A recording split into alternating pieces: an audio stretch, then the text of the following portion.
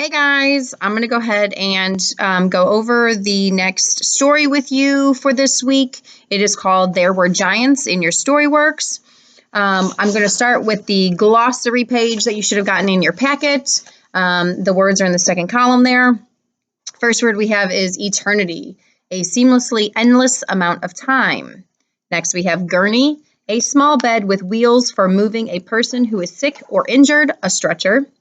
Impression, a mark made by pressing into a surface. Throttle, a device in a vehicle's engine that controls the flow of fuel to it and in turn the speed. Full throttle means full speed. And the last word is treacherous, meaning very dangerous. The story There Were Giants is in your Storyworks again that was sent home on page 11. It starts with Marie has to spend a dreary winter with her grandfather. Is there any point to it? By Roland Smith, art by Randy Pollock. There were giants in those days, Gramps began. I sigh.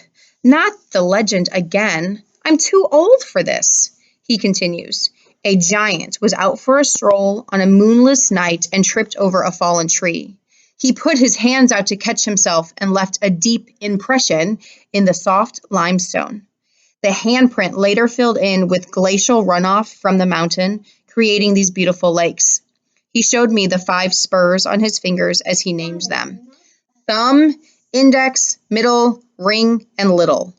Our family has lived on the thumb for over 100 years, mostly during the summer. But this year, I stayed on with Gramps. Gramps said he wants to spend his final days on the thumb. Mom decided I needed to take care of him. I don't think Gramp needs taking care of. I think Mom didn't know what to do with me. She got a good job for the post office in the town of Carter, which is about 40 miles from here. She lives in a little apartment there with 2 other women. No room for kids. Mom comes back to the thumb on the weekends, if the weather isn't too stormy. We live in a log cabin built by my great-great-grandfather. There's a dock 50 feet from our front porch. I fish from it almost every day, keeping only what we can eat because we don't have a refrigerator or electricity. No phone either, except when Mom is here with her cell. Off the grid, Gramps likes to say. I am an ice queen, unjustly imprisoned in a snowy lake with no ideas as to what my crime was or why I am here. The lake ice shifts and groans like a winter ghost haunting the powdered forests surrounding it. Is it always like this in the winter? I'm sitting next to Gramps in front of the fireplace. Last winter was my first, he answered. It was not as bad as this. Did the lake freeze? Not all the way across. It's always soft in the middle. Treacherous. Stay off the ice, Marie. He has told me this 100 times. I love him, but he always repeats himself. I quickly change the subject so he doesn't tell the legend of the giant again. We haven't seen Mom in 8 days, I say. I miss her too, but she knows better than to try to get here in this weather.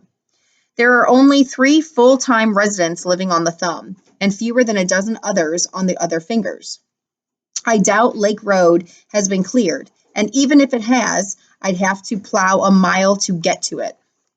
Gramps has a snowplow on the front of his 4-wheel drive truck. He hasn't used it for 3 days because school has been closed. During the week, he drops me off and picks me up on Lake Road. I'm the only student who lives on the lakes, the first to be picked up and the last to be dropped off. It's a long, lonely bus ride. The bright morning sun bounces off of the new snow, flooding my tiny log bedroom in a blinding light. As always, the room is freezing cold. As always, I pull the blanket over my head to block the light and try to fall back asleep. As always, it doesn't work. I am wide awake. I step into my boots, drape a blanket around my shoulders, and clomp into the great room like a rumpled queen. The great room is a living room, dining room, kitchen, and study. Every morning, I find a roaring fire in the fireplace. Gramps is sitting at the kitchen table with a steaming cup of coffee, an open book in front of him, and sizzling bacon on the wood stove. But not this morning. No Gramps at the kitchen table. No fire burning. No smell of coffee and bacon. I knock on his bedroom door and call out his name. No answer. I fling the door open. He isn't in bed. He has to be outside. The light is bright, the air is bitter cold, and it stopped snowing. Gramps is lying face down in the snow with firewood scattered about him. He isn't moving. I shake him. I call his name. I feel for a pulse. He is still as the wood as he spilled. I roll Gramps onto my blanket and start to pull him across the powdery snow toward the cabin. I have to get him warm, thaw him out, see if he is alive. The blanket sled works well until I reach the steps leading to the porch. There are only 3 of them, but I might as well be climbing a mountain. I hook him under the arms, cradle his head in my lap, and I pull him up the steps an inch at a time. Gasping with frosty breath, I finally reach the porch and drag him inside. I wrap him in every blanket I can find. A half hour later, a fire blazes in the fireplace and color floods back to his gray face, but his eyes remained closed, his breathing shallow. I hold his hand. I talk to him. You had an accident. I think you'll be okay. The truth is, I don't think he'll be okay. I think he's going to die unless I get help. I'm going to the Bensons to use their phone. I'll be right back. I will not be right back. If Gramps can hear me, he knows it too. Henry and Rose Benson live directly across the lake from us. Henry is a retired fireman. To reach their house, I have to walk 3 miles along the shore in snow up to my knees, unless I look at the wall above the stone fireplace. My great-great-grandfather's ancient snowshoes and wooden poles have hung over the mantelpiece for nearly 100 years. I take them down and carry them outside. The snowshoes are as long as I am tall. They are made out of curved wood and strips of woven rawhide. I buckle them on and use the poles to get to my feet. I look across the lake. Once a week, Henry drives his snowmobile around the lake to check on us. Last week, he drove directly across the ice. He said it was still soft in the middle, but he was able to skip over the gap by giving the snowmobile full throttle and keeping it straight. He thought it would be solid in a few more days. It started to snow again. Feeling like a blizzard was coming soon, I'm not afraid of getting lost in the whiteout. If I follow the shore, I'll be fine. What I'm afraid of is not getting help for Gramps before the weather makes it impossible for help to arrive. It will take me at least 2 hours to make my way around the thumb to the Bensons. If I walk across the lake, I'll be there in 20 minutes, if I don't fall through the ice. The ice sounds like it's cracking beneath the powdery snow. I plant the poles in front of me before each step. I want to turn back, but I don't. There is only one way for me, and that is forward. The wind howls, sweeping the lake to bare ice, making it easier to judge the thickness. I glide along, but it doesn't last. The ice begins to soften.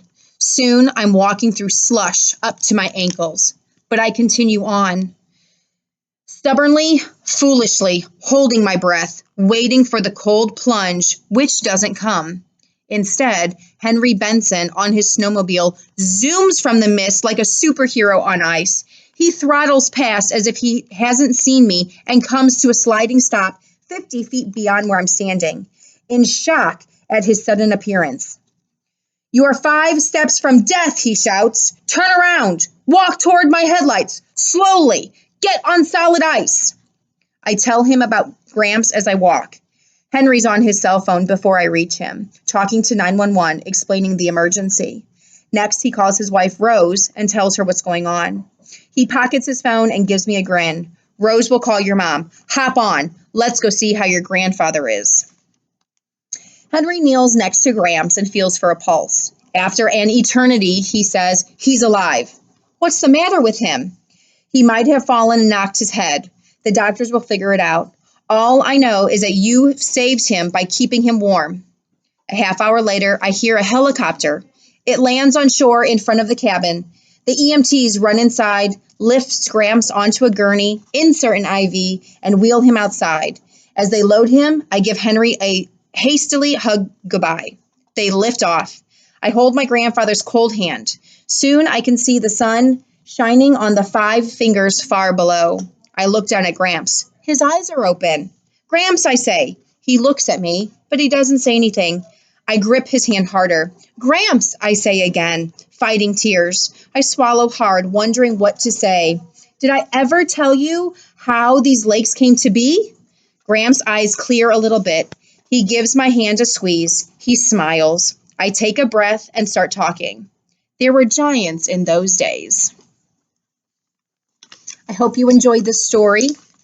If you go back, you'll see some notes in the side margins. Go ahead and flip through those and think about those as you maybe read the story again to yourself.